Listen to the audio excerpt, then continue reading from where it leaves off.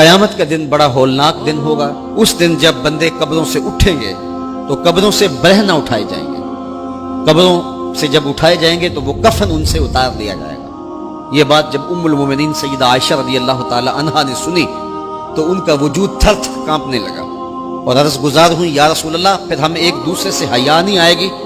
فرمایا عائشہ معاملہ اس سے بھی آگے ہے۔ مطلب کیا؟ اگر کسی کو ہوش رہا تو حیا آئے گی نا، ہوش اڑے ہوئے ہوں گے، ہول قیامت طاری ہوگا، بدن کانپ رہے ہوں گے، کلیجے لرز رہے ہوں گے، دل خوف سے پانی پانی ہو رہے ہوں گے، پتے پانی ہو جائیں گے۔ تو حشر کے میدان میں جب لوگ جائیں گے تو سب سے پہلا سوال جو رب لوگوں سے پوچھے گا وہ کیا ہوگا؟ صحیح حدیث میں آتا ہے ان اول ما یحاسب بہ العبد بصلاتہ، قیامت کے دن بندوں سے اللہ تعالیٰ سب سے پہلا سوال یہ پوچھے گا کہ کیا تم نے نماز پڑھی تھی؟ سب سے پہلا سوال یوم حشر میں قیامت کے دن نماز کے بارے میں۔ اور اللہ تعالیٰ جل شانہ قیامت کے دن لوگوں کو اپنے حضور سجدہ ریز ہونے کا حکم دے گا کہ آج مجھے سجدہ کرو۔ دنیا پر کوئی سجدہ کرتا ہے یا نہیں کرتا؟ قیامت کے دن تو چاہے گا کہ ابھی سجدہ ریز ہو جاؤں، بلکہ کافر بھی چاہیں گے کہ ہم بھی سجدہ ریز ہو جائیں۔ جب اللہ کی طرف سے سجدے کا حکم ہوگا تو بتوں کو سجدہ کرنے والے بھی سوچیں گے کہ آج ہم رب کو سجدہ کریں کہ اس کے حکم کی تعمیل ہو جائے، لیکن سجدہ کرنا چاہیں گے تو بے نمازیوں کی کمر اکڑ جائے گی۔ وہ سجدہ کرنا چاہیں گے بھی لیکن سجدہ نہیں کر سکیں گے، اور پھر رب کے سامنے جو ذلت اٹھانا پڑے گی، جو رسوائی اٹھانا پڑے گی، اس کو لفظوں کا پیراہن نہیں دیا جا سکتا۔ اور پھر جو بے نمازی ہوں گے اللہ کے حضور سجدہ نہیں کر پائیں گے، اللہ تعالیٰ انہیں اس صف میں کھڑا کر دے گا جس صف میں فرعون کھڑا ہوگا، نمرود کھڑا ہوگا، حامان کھڑا ہوگا، قارون کھڑا ہوگا، ابی بن خلف کھڑا ہوگا۔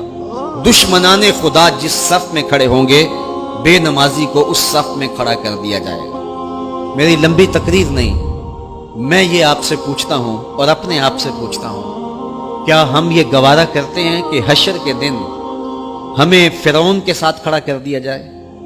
کیا یہ ہم گوارا کرتے ہیں کہ حشر کے دن ہمیں نمرود کے ساتھ کھڑا کر دیا جائے؟ کیا یہ ہماری طبیعت اس کو برداشت کر سکے گی کہ رسول اللہ کے دشمنوں کے ساتھ ہمیں کھڑا کر دیا جائے؟ اور کیا میری مائیں اور بہنیں اور بیٹیاں یہ گوارا کر سکتی ہیں کہ رسول اللہ کی راہوں میں کانٹے بچھانے والی ام جمیل کے ساتھ انہیں کھڑا کر دیا جائے؟ یقیناً ہم کبھی نہیں چاہیں گے، ہم یہ رسوائی کبھی برداشت نہیں کر سکتے۔ ان کے پاس کھڑا ہونا ہی قیامت ہے، ان کے ساتھ کھڑا ہونا ہی عذاب ہے، اور پھر ان کے اوپر لعنتیں بھی برس رہی ہوں گی اور ان کے چہروں کے اوپر تارکو لک مل دی جائے گی اور وہ رسوائیوں کے گڑے میں ہوں گے۔ تو ان کے ساتھ کھڑا ہونا تو بہت بڑا عذاب ہوگا، اور اگر کوئی تکلیف بدنی نہ بھی ہو تو ہم یہ گوارا نہیں کرتے کہ خدا کے دشمنوں کے ساتھ کھڑے ہوں۔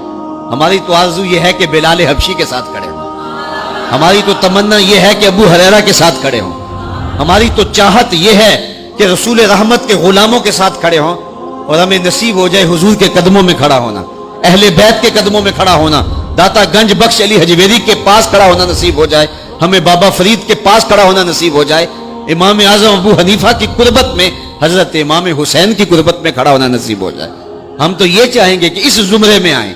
کل میں نے عرض کیا تھا 2 ہی برادریاں رہ جائے گی قیامت کے دن، باقی ساری برادریاں ٹوٹ جائیں گی، ساری عمارتیں ٹوٹ جائیں گی، صرف 2 برادریاں، ایک یہ برادری جس کا سردار ابو جہل ہوگا، ابو لہب ہوگا، اور ایک وہ برادری جس کے سردار محمد عربی ہوں گے۔ اب جو بے نماز ہوگا اس کو کدھر کھڑا کیا جائے گا؟ جدھر ابو جہل ہوگا، جدھر ابو لہب ہوگا، جدھر عتبہ ہوگا، جدھر عتیبہ ہوگا، جدھر ولید بن مغیرہ ہوگا، جدھر فرعون ہوگا، حامان ہوگا، شدید ہوگا، شداد ہوگا، نفدنون ہوگا، قارون ہوگا، دشمنان خدا ہوں گے۔ بے نمازی کو صف میں کھڑا کر دیا جائے۔ 6 گھنٹے کی تقریر نہیں کرتا، ان 2 لفظوں کو سمجھ لیں۔